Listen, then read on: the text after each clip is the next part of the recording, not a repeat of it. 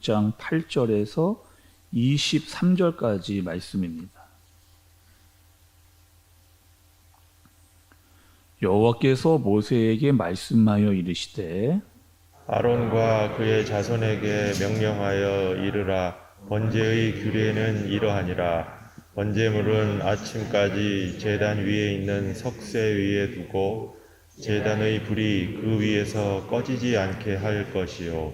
제사장은 세마포 긴 옷을 입고 세마포 속바지로 하체를 가리고 제단 위에서 불태운 번제의 재를 가져다가 제단 곁에 두고 그 옷을 벗고 다른 옷을 입고 그 재를 진영 바깥 정결한 곳으로 가져갈 것이요.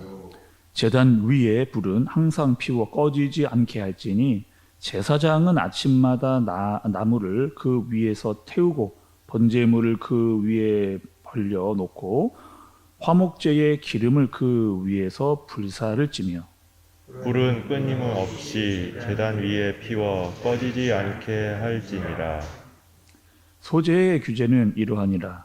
아론의 자손은 그것을 제단 앞 여호와 앞에 들이되 그 소재의 고운 가루 한 웅품과 기름과 소재물 위의 유향을 다 가져다가 기념물로 제단 위에서 불살라 여호와 앞에 향기로운 냄새가 되게 하고 그 나머지는 아론과 그의 자손이 먹되 누룩을 넣지 말고 거룩한 곳 회막들에서 먹을지니라.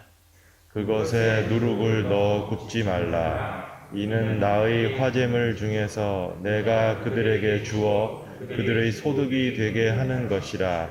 속죄제와 속건제 같이 지극히 거룩한즉 아론의 자손의 남자는 모두 이를 먹을지니 이는 여호와의 화제물 중에서 대대로 그들의 영원한 소득이 됨이라. 이를 만지는 자마다 거룩하리라. 여호와께서 모세에게 말씀하여 이르시되 아론과 그의 자손이 기름 부음을 받는 날에 여호와께 드릴 예물은 이러하니라. 고운 가루 10분의 1 에바를 항상 드리는 소제물로 삼아 그 절반은 아침에 절반은 저녁에 드리되 그것을 기름으로 반죽하여 철판에 굽고 기름에 적셔 썰어서 소재로 여호와께 드려 향기로운 냄새가 되게 하라.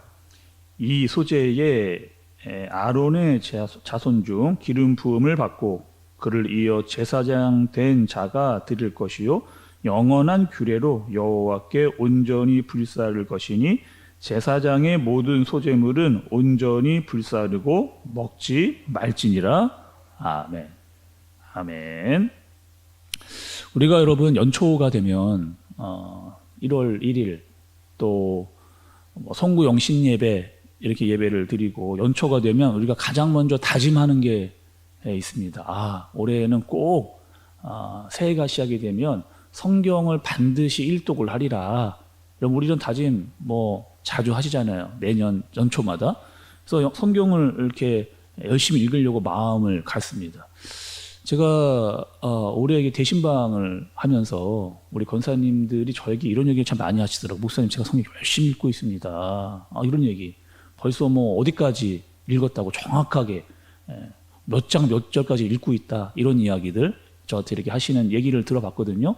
굉장히 많이 우리 권사님들이 말씀을 열심히 이렇게 읽어 나가고 있습니다. 참 감사하다는 생각이 듭니다. 근데 여러분 그 성경을 처음부터 읽어 나가시면 구약부터 쫙 읽어 나가시면 여러분 어떠세요? 먼저 그 창세기를 보면은 하나님께서 천지 창조를 딱 하시잖아요. 첫날, 둘째 날, 셋째 날, 넷째 날 쫙 이렇게 하시고 또 성경을 쭉 가다 보면 또 10장 이후에부터 보면 아브라함과 이삭과 야곱, 요셉 쫙 인물의 중심으로 쫙 이렇게 또 성경이 나오게 됩니다. 사건도 나오게 되죠. 그래서 창세기를 읽을 때는요 크게 부담이 안 되고요 말씀을 잘 읽어 나갈 수가 이렇게 있습니다. 또 출애굽기를 마치고 나면 창세기를 마치고 나면 출애굽기예요. 여러분 출애굽기도 보면 어떻게 되느냐? 하나님께서 모세를 부르고 애굽으로 들어가서 애굽에서 어떠한 일이 있었는지 막 10가지 재앙과 또 홍해와 나와서 광야의 일 여러 가지 일들이 막 굉장히 드라마틱하게 막 거기서 하나님의 능력이 막 팍팍팍 나타나는 것들도 보면서 막 이렇게 성경을 읽어 나가는데 큰 어려움이 별로 없죠. 근데 이제 출애굽기를 이제 중반을 탁 넘어서게 되면 이제 막 언약도 막 나오기 시작하고 또 25장부터는 이제 뭐가 나오느냐 이제 성막에 대한 40장까지 막 그런 내용들이 막 나오면서 이제 조금씩 힘들어지면서 지루해지면서 막 이렇게 막 이런 어려운 그 본문들이 막 나오기를 시작하죠. 그래서 많은 분들이 이 출애굽기 후반부를 오면서 한 30-40%의 분들이 막 이 성경을 이제 점점 이제 안 보게 되는. 근데 여러분 우리가 참 감사하게도 작년 그 후반기에 이 출애굽기 어려운 부분들을 우리는 말씀을 잘 여러분들 우리 특히 새벽에 나오시는 분들은 말씀을 더 깊이 자세하게 말씀을 잘 끝낸 것만으로도 너무 감사합니다. 그리고 출애굽기를 딱 마치고 레위기를 딱 이제 들어오면은 뭐 이제 진짜 어려운 거 만난 거죠. 에베레스트 산을 오르는 것 같은. 거의 이 성경의 90%가 이 레위기에서 성경을 이제 더 이상 나가지를 못하고 손을 놓는 경우가 많이 있습니다. 성경 읽기에 큰 관문 중에 하나가 바로 이 레위기의 말씀이라고 하는 거예요. 여러분 레위기 보시면서 어떤 생각 드셨어요? 지금 쭉 우리가 지금 오늘 말씀 6장까지 말씀 읽었는데 여러분 말씀 보시면서 어떤 생각하셨어요? 일단 어렵기는 어렵습니다. 저도 말씀을 잘 최대한 준비하고 또 쉽게 말씀을 좀 최대한 드리려고 하는데 레위기가 뭐 아주 뭐 쉽다라고 말씀드리기는 좀 어렵고요. 또 어려운 것은 또 사실이다 말씀을 드립니다. 또 이 의미, 제사의 의미가 무엇인지를 정확히 알고 이 제사는 왜 드려야 되는지를 알아야 되기 때문에 이 사실 레위기라고 하는 부분들이 쉽지만은 않다. 그러니 같이 우리 또 말씀을 읽어 나가자, 들으며 나가자 이런 말씀을 여러분께도 드렸죠.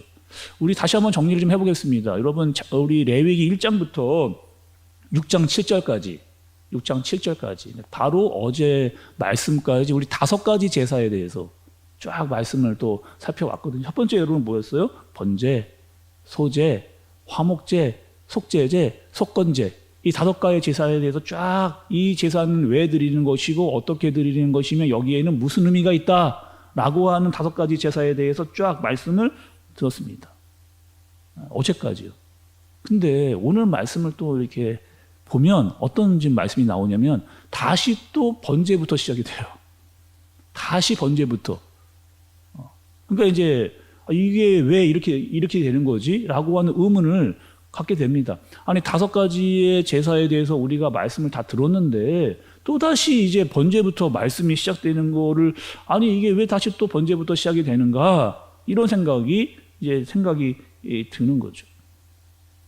그러니까 1장부터 6장 7절까지 제사의 제도와 설명을 했는데 또 6장 8절부터 7장 38절까지 또다시 제사의 제도에 대해 설명을 하고 있는. 자, 여러분 여기서요. 여러분 아셔야 될 게 있습니다. 아주 중요한. 그러니까 우리가 앞에 살펴보았던 5가지 제사. 또 다시 제사가 또 번제부터 시작이 되는데 여기서의 가장 중요한 차이점이 있습니다. 여러분께 알려드리는 거예요.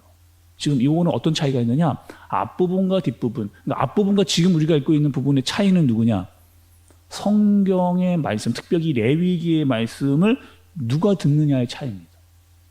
누가 듣고 있느냐 지금. 그래서 우리가 앞서 1장부터 6장 7절까지는 이 제사의 제도를 듣는 사람의 대상이 누구였느냐? 백성들이었어요. 백성들. 앞부분은. 그래서 하나님께 나오려면 너희는 어떠한 모습으로 어떠한 규례를 가지고 나와라. 이렇게 하나님께서 말씀을 좀 하셨고 그리고 이제 6장 8절부터는 제사장에 대해서 제사장들이 그 제사를 드리는데 어떻게 드려야 되는가에 대해서 말씀을 이제 해주시고 계신 겁니다. 그래서 여러분 오늘 말씀 처음에 6장 8절 9절 말씀 보세요. 8절 9절 말씀을 보시면 여호와께서 모세에게 말씀하여 이르시되 아론과 그의 자손에게 명령하여 이르니라 번제의 규례는 이러하니라. 이렇게 시작이 되는 겁니다. 그러니까 제사장들에게 지금 이야기를 하고 계시는 거예요. 특별히 제사장들이 어떤 사람들이에요? 그 당시, 그러니까 구약에서의 제사장 어떤 사람들이냐? 제사를 드리는, 그러니까 사람들이 제물을 가져와서 제물을 다 발려내면 그 제물을 가지고 제사를 올려드리는 사람이 그 제사장의 역할이었습니다. 그리고 오늘 말씀해 보면 이 제사장들이 주의해야 될, 특별히 번제를 드리면서 조심해야 될 것에 대해서 말씀을 좀 해주고 계세요. 아주 중요한 임무, 기본적인 의무에 대해서 말씀을 하십니다. 여러분 9절 하반절 좀 보죠. 9절 하반절. 그러니까 제단의 불이 그 위에서 꺼지지 않게 할 것이요. 12절을 보죠. 12절 전반부에 제단 위에 불은 항상 피워 꺼지지 않게 할지니. 또 13절도 보면 불은 끊임이 없이 제단 위에 피워 꺼지지 않게 할지니라. 그러니까 제사장의 여러분 가장 중요한 의무는 무엇이냐? 불을 관리하는 겁니다. 제단에서 피워질 이 불을 꺼지지 않게 하는 게 이 제사장의 가장 중요한 임무. 그러니까 여러분 이 제단에서요, 지금 제단에서의 불이 붙어 있다라고 하는 것은 뭐예요? 제사를 드리는 거. 제사를 드리는 거. 그러니까 이 제사를 드리는 것은 무엇이냐면 이 번제물을 계속 올려드리는 거죠. 제사장이 그렇게 하는 겁니다. 그러니까 정말 다시 한번 여러분 정리를 드리면 제사장의 가장 중요한 역할은 무엇이냐면 불을 관리하고 불이 꺼지지 않게 하면서 하나님께 드려지는 제사가 계속해서 드려지도록 그것을 하는 역할을 하는 사람이 제사장이라는 거예요. 구약에서. 근데 여러분 신약에 오면 이 제사장은 누구예요? 예수 그리스도로 말미암아 하나님께로 나아갈 수 있는 목사만 제사장이 여러분 아닙니다. 우리 모두가 뭐예요? 하나님께서 부르신 제사장이에요. 그래서 우리는요, 예수 그리스도로 말미암아 감히 하나님 앞으로, 하나님의 보좌 앞으로, 예배 가운데로 나아갈 수 있는 그런 신분이 된 사람들이 다 우리 모두입니다. 그리고 제사장으로 부르시고 하나님께 제사를 드리는, 여러분 특별히 제사는 뭐예요? 하나님께 드리는 온전한 예배, 이것이 우리를 예배라고 하는 거죠. 그러니까 구약에 제사가 있었다라고 한다면 신약에 와서는 우리가 제사장에 대해서 감히 하나님 앞으로 나아갈 수 있는 예배자가 된 것이 바로 우리라고 하는 사실입니다. 그래서 베드로전서 여러분 2장 9절의 말씀을 보면 이렇게 말씀이 기록되어 있어요. 그러나 너희는 택하신 족속이요 왕 같은 제사장이요. 왕 같은 제사장이라고 이야기합니다. 우리를 거룩한 나라요 그의 소유가 된 백성이니 이는 너희를 어두운 데서 불러내어 그의 귀한 빛에 들어가게 하신 이에 아름다운 덕을 선포하게 하려 하심이라.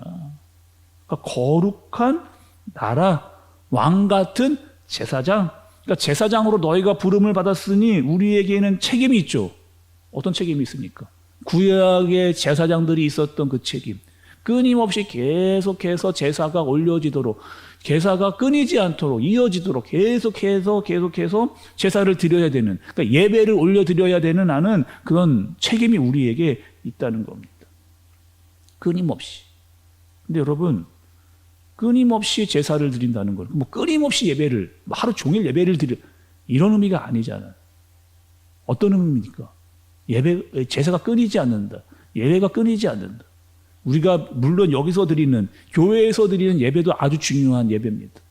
근데 뿐만 아니라 이 우리의 예배가 어디로 이어져야 되는 거예요? 우리의 삶의 예배로. 우리의 일상의 예배로. 그래서 우리가 어디에 있든지 우리가 있는 그곳에서 우리는 예배자가 되어야 됩니다.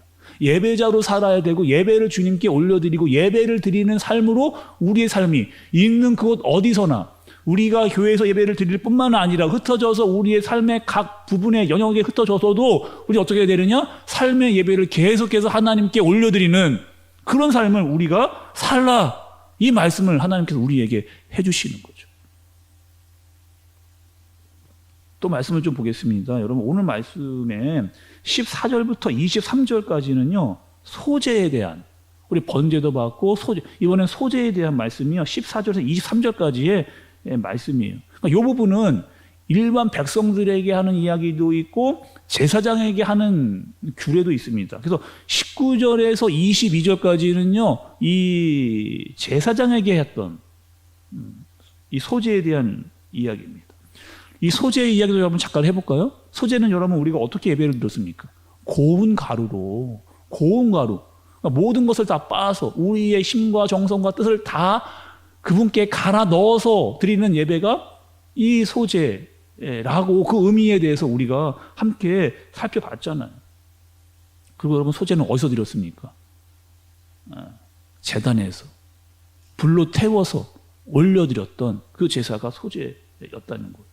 또 여러분 오늘 말씀해 보면은 그 소재를 드린 다음에 그 태워드린 다음에 남아있는 그 소재의 물들을 아론과 그의 자손들이 먹도록 그렇게 하신 것을 볼 수가 있어요. 그럼 18절의 말씀을 한 번 더 보겠습니다. 18절에 아론 자손의 남자는 모두 이를 먹을지니 이는 여호와의 화제물 중에서 대대로 그들의 영원한 소득이 됨이라. 이를 만지는 자마다 거룩하리라. 오늘 말씀 여러분 마지막은요, 거룩이라고 하는. 조금 전 여러분 우리가 말씀 봤던 대로 베드로전서에서 뭐라고 이야기했어요? 왕 같은 제사장이요 거룩한 나라. 그러니까 제사장은 뭐가 필요한 겁니까? 거룩해야 됩니다. 하나님 앞에서 또 교회 앞에서 또 세상 속에서 우리는 어떻게 해야 되느냐? 거룩해야 된다. 거룩. 그러니까 하나님 앞으로 나아가는 사람들은, 하나님께 부름을 받은 제사장들은 어떻게 해야 된다는 거예요? 거룩해야 된다는 거예요. 그래서 오늘 말씀이 여러분 아주 중요한 핵심이 있죠. 우리는 여러분 왕 같은 제사장입니다. 하나님께서 우리를 부르셨어요. 제사장으로 부르셨어요. 그러니 우리는 뭘 해야 돼요? 예배를 드려야 됩니다. 교회에서 예배를 드릴 뿐만 아니라 흩어져서 우리의 삶 곳곳에서 어떻게 해요? 삶의 예배를 하나님께 드려야 돼요. 어떻게?